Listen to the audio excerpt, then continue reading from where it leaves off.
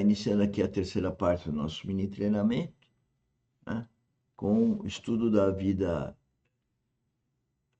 espiritual, né? Acho que isso eu já comentei. Eu tinha só errado aqui na minha gravação. E vamos ao vídeo então.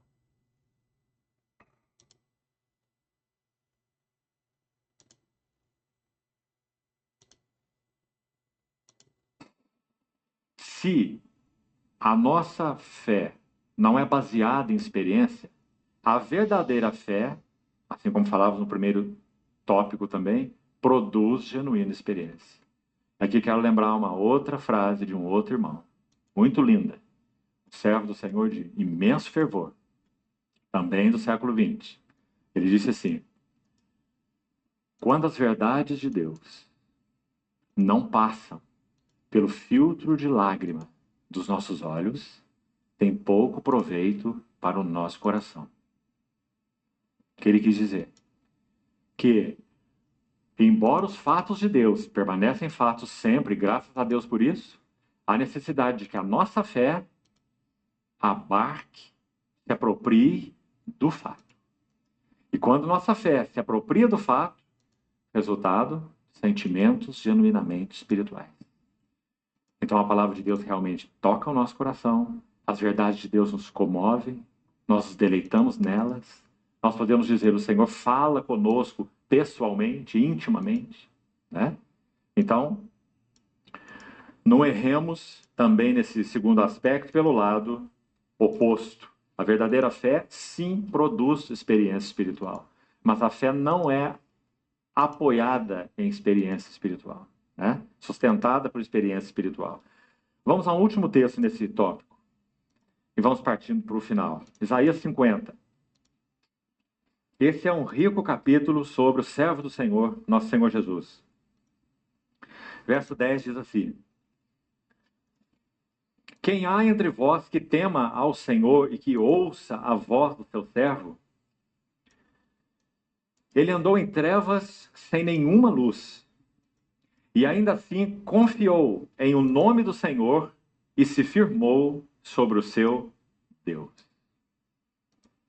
Aí está nosso Senhor Jesus, o servo do Senhor, vivendo uma absoluta vida de fé. Quando ele olhava para João, para Pedro, para Tiago, para as circunstâncias, para aqueles que o seguiam, só trevas. Andou em trevas sem luz nenhuma. E ainda assim confiou em o nome do Senhor e se firmou sobre o seu Deus.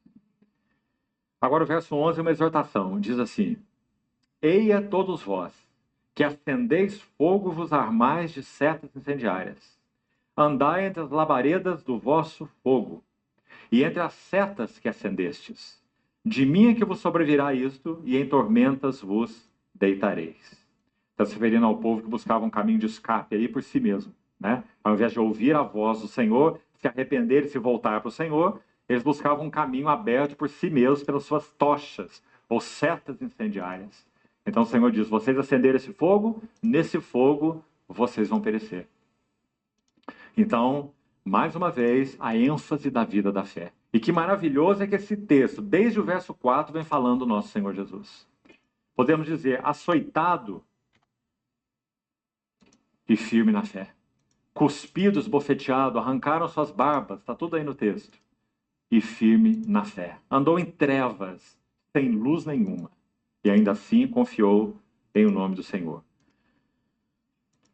Terceiro ponto, já estamos indo para a conclusão. Busca de sinais visíveis, mais um assunto sério na questão de subjetivismo. Vamos examinar rapidamente 2 Coríntios, capítulo 4 e alguns versos do capítulo 5. Busca de sinais externos, sinais visíveis.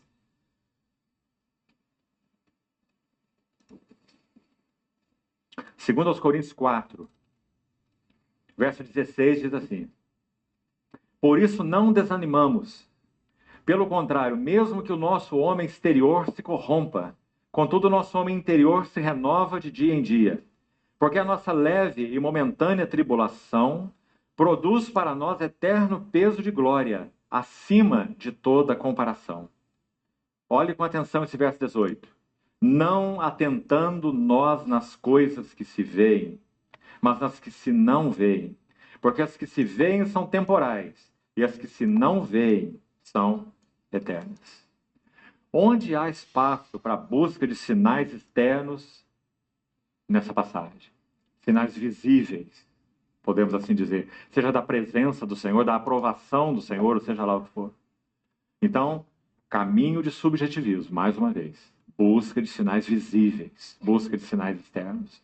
Irmãos, precisamos ser confrontados com essas coisas, para que o Senhor nos livre desse caminho de externalidades, para que realmente sejamos treinados numa vida da fé. Muito mais isso se fará necessário, quanto mais o dia do Senhor se aproximar. Ou seja, senhores, a vida espiritual não é uma vida de prazeres mundanos. A vida espiritual é uma vida em prazer em Cristo.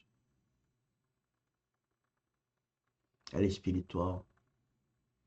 A fé é a certeza do amor de Cristo por nós e procurar, à medida da obediência a Ele, à Trindade, ao Espírito Santo que habita o nosso coração, a gente poder, por obediência, submissão à vida espiritual, ao ouvir a intuição que vem de Deus, ao ter comunhão com a Trindade, ao ter consciência que vem do Espírito Santo, consciência verdadeira, caminharmos segundo essa orientação que vem da Trindade, que vem do Espírito Santo, em obediência e submissão. Ao fazê-lo, nós estamos no caminho da experiência espiritual. Então, esse que é o caminho. Não tem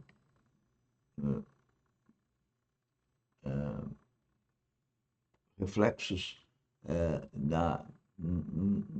prazeres humanos. Não. É a certeza de um prazer em Cristo, uma alegria em Cristo. É um outro tipo, não tem essa alegria efêmera que nós temos nessa vida carnal. Bom, deixa o preletor falar que é melhor. Ainda aí no capítulo 5, avançando um pouquinho, diz assim, verso... Vamos ver o 6, e com ênfase no verso 7. Verso 6 diz: Temos, portanto, sempre bom ânimo, sabendo que enquanto no corpo estamos ausentes do Senhor. Que expressão interessante essa de Paulo, né?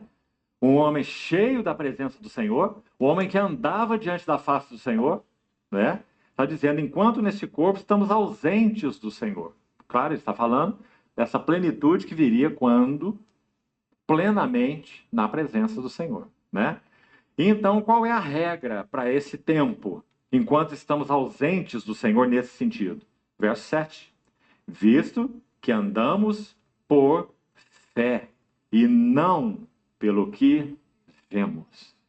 E aqui, ainda nesse tópico, acho que seria importante abrirmos também. Abre Hebreus 11, por favor. Olha esse maravilhoso texto da vida da fé e das decisões da fé, particularmente, relacionado a Moisés. Se queremos ilustrar aquele verso de Paulo, andamos por fé e não pelo que vemos, acho que temos aqui uma das mais lindas ilustrações. Hebreus 11, verso 24. Vá acompanhando esses verbos de decisões da fé. Pela fé, Moisés, quando já homem feito, recusou. Olha esse primeiro verbo. Irmão, se Moisés fosse olhar suas sensações, ele era o príncipe na corte do faraó. Recusou ser chamado filho da filha de faraó. Segundo, preferindo, mais uma decisão, preferindo ser maltratado junto com o povo de Deus. Terceiro, a usufruir, né? Que uma decisão no que toca a esse aspecto negativo, né? Não usufruir prazeres transitórios do pecado.